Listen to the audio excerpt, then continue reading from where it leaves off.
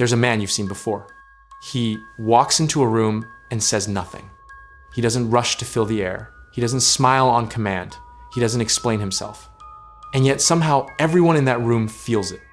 A gravity, a pressure, like the temperature just dropped a few degrees. Before we go deeper, drop silence in the comments if you've ever felt the power of saying nothing.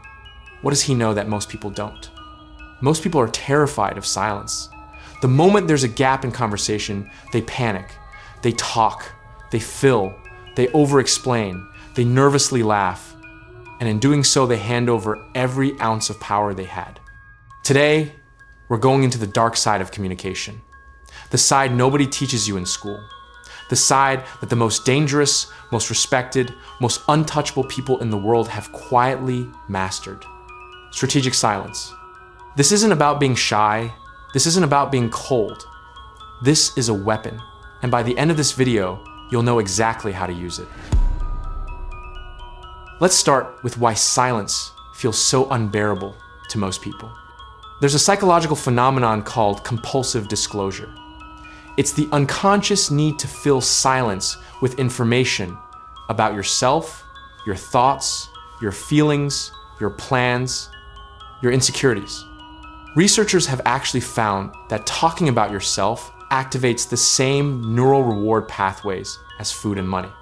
The brain gets a hit of dopamine every time you talk about you. So for most people, talking isn't just communication, it's addiction. And here's where it gets dark. Every time you speak from that place, that anxious, filling, compulsive place, you are handing the other person a map of your interior, your fears, your need for approval, your insecurities, your tells. Skilled manipulators don't even have to ask questions. They just let silence sit and watch you fill it, and fill it, and fill it. By the time you're done talking, they know exactly what levers to pull. Silence, on the other hand, is a black box. Nobody can read what's inside it. Nobody can predict it. Nobody can use it against you. And that makes it one of the most protective things you can wear. Now let's talk about how silence actually operates inside social power dynamics. There's a principle in psychology called the least interested party has the most power. In any interaction, a negotiation, a conversation, a confrontation, the person who needs the outcome less controls the frame. Silence signals that you are that person. When you respond immediately to every question, every provocation, every attempt to get a reaction out of you, you signal that the other person's words have weight over you, that they matter, that you're paying attention and you need to respond. But when you sit in silence, even for 3, 4, 5 seconds longer than is comfortable, you shift something fundamental. Now they're the one waiting on you. Think about every powerful figure you've ever been around. A judge, a CEO in a boardroom, a negotiator. Notice something? They don't rush. They take their time. They consider. They respond when they're ready, not when you need them to. That unhurried quality isn't just confidence, it's a signal. It says, I do not operate on your timeline. And that single shift, who controls the timeline, determines almost everything about who holds power in an interaction. The interrogation paradox. Professional interrogators know something most people never figure out. When they go quiet after someone speaks really quiet, uncomfortably quiet, the other person almost always keeps talking. And in those extra words, they reveal things they never intended to reveal. This works in everyday life too. Someone finishes making an argument, you say nothing. You just look at them, calm, neutral, present. Within seconds, most people will start to backtrack, qualify, justify, second guess themselves. You didn't say a word. You didn't have to. Their own discomfort did all the work. Now let's get specific, because not all silence is the same. There are different kinds, each with a different function, a different effect, a different psychological impact. Type 1, contemplative silence. This is the silence before you respond. Most people skip it entirely. Someone asks you something and you immediately answer reflexively, without thinking. The contemplative pause, even 2 or 3 seconds, does something powerful. It signals that your words are considered, that you don't just say whatever comes out, that your output has been filtered by thought. Over time, people start treating everything you say differently because they know it wasn't just noise, it was deliberate. In negotiations, in arguments, in interviews, this alone can shift how seriously you're taken. Type 2, dominant silence. This is what we talked about earlier, the silence that follows someone else's words. You let what they said hang in the air. No validation, no reaction, no acknowledgement. This is particularly effective in confrontation. Someone tries to provoke you. They say something designed to get under your skin. And instead of reacting, you go quiet. You look at them, steady, unreadable. Here's what's happening in their brain in that moment. They expected a reaction. They calibrated their attack for a specific response. When the response doesn't come, their whole internal model breaks down. They don't know what you're thinking. They don't know if it landed. They don't know if you're angry, amused, or completely unbothered. That uncertainty is deeply, deeply uncomfortable. And while they're spiraling in that discomfort, you're still standing there, calm, present, in control. Type 3, withdrawal silence. This is when you remove yourself from a conversation entirely, not physically, but energetically. You become short, one-word answers. You don't offer, you don't elaborate, you don't ask follow-up questions. Most people are so wired for social validation that when someone suddenly withdraws their engagement, their warmth, their curiosity, their words, it creates a vacuum. And people will work very hard to fill that vacuum. They'll try harder, they'll perform more, they'll start chasing your attention. Used correctly, withdrawal silence is one of the most powerful recalibration tools in any relationship, personal, professional, social. Used incorrectly, it's just cruelty, so understand the difference. Type 4, ambient silence, the quiet presence. This is the highest level, and it's the hardest to explain. It's the silence of someone who is simply comfortable in their own existence. They don't need to announce themselves. They don't need to be acknowledged.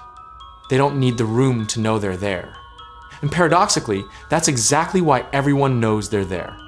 There's a quality to a person who moves through the world without that anxious need to be seen. A stillness, a completeness. It's the thing people describe when they say someone has presence and can't quite explain why. This isn't something you perform.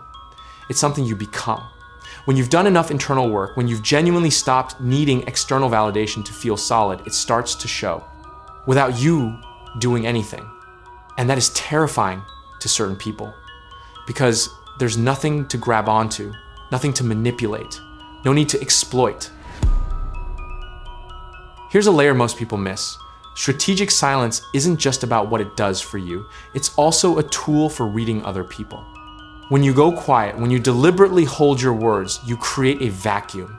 And how people respond to that vacuum tells you everything. The person who immediately tries to fill your silence, they need your approval. They're uncomfortable unless they know where they stand with you. That's leverage not to be cruel with, but to be aware of. The person who gets defensive in your silence, they feel guilty about something. They're projecting meaning onto the silence that you never put there. The person who gets aggressive in your silence, they're used to controlling interactions through volume and pressure. Your stillness is threatening to them because it doesn't respond to their tools. The rare person who just sits with you in the silence, unbothered, comfortable, present, that's someone who's done their work. That's someone who doesn't need you to perform for them. Treat that person carefully. They're rarer than you think. Silence is a diagnostic tool. It reveals need. It reveals fear. It reveals ego. It reveals security. And once you see those things, you can never unsee them. Now here's the part people skip over because they want shortcuts. There aren't any, but there is a process. Step 1, audit your current talking patterns. For 1 week, pay attention to why you're talking. Not what you're saying why. Is it because you have something worth saying? Or is it because you're feeling silence? Performing intelligence? Seeking reaction? Trying to be liked? Most people, when they're honest, find that 60 to 70% of what comes out of their mouth serves no purpose except to manage how they're perceived. That's the noise you want to cut. Step 2, practice the 3-second rule. Before you respond to anything, take 3 seconds. Don't fill it. Don't Just pause, breathe, then answer. It will feel excruciating at first, like you're being rude, like you're being strange. You're not. You're being deliberate. And people will feel the difference within a week. Step 3, learn to sit alone in silence. This sounds simple. It's not. Most people cannot sit alone in a quiet room for 20 minutes without reaching for their phone, without creating noise, without stimulation. Because in true silence, you're forced to be with yourself. And a lot of people don't like who they find there. The work you do in that silence, sitting with discomfort, with thoughts, with the parts of yourself you avoid, is what eventually shows up as that ambient stillness we talked about earlier. The presence that doesn't need to announce itself. You cannot perform this. You can only build it. Step 4, stop explaining yourself. This one is surgical. Anytime you feel the urge to explain a decision you've made, ask yourself, did someone actually ask for an explanation? Or are you volunteering it out of anxiety? Most of the time, you'll find it's the second thing. You don't owe anyone an explanation for your choices. You don't need to justify your boundaries, your time, your preferences. A simple no is a complete sentence. Every unnecessary explanation is a small leak. Over time, those leaks drain the image of someone who knows exactly who they are. I want to be honest with you about something before we close. Everything in this video is real. These dynamics are real, and they can be used to protect yourself, to command respect, to move through the world with more clarity and power. But silence, like every other psychological tool, has a shadow side. Weaponized silence used to punish, to gaslight, to control, is one of the most destructive things you can do to another person's sense of reality. It is a form of psychological abuse. The silent treatment is not strength. It is not strategy. It is cruelty dressed up in discipline. The difference comes down to intent. Are you using silence to protect your own clarity and energy? Or are you using it to make someone suffer? The person who has truly mastered this doesn't need to punish anyone with silence. They're not angry, they're not performing power. They've simply found a place inside themselves that doesn't need the chaos. That's the version worth building toward. If you made it this far, you're already not like most people. Most people scroll, you stayed. That already tells me something. If this video made you think, drop something in the comments. Not a question, not a debate, just a word, a thought, a moment this triggered. I read them, and if you want more of this, the stuff nobody else is saying, subscribe. No noise, no filler, just the dark stuff that actually changes how you move. I'll see you in the next one.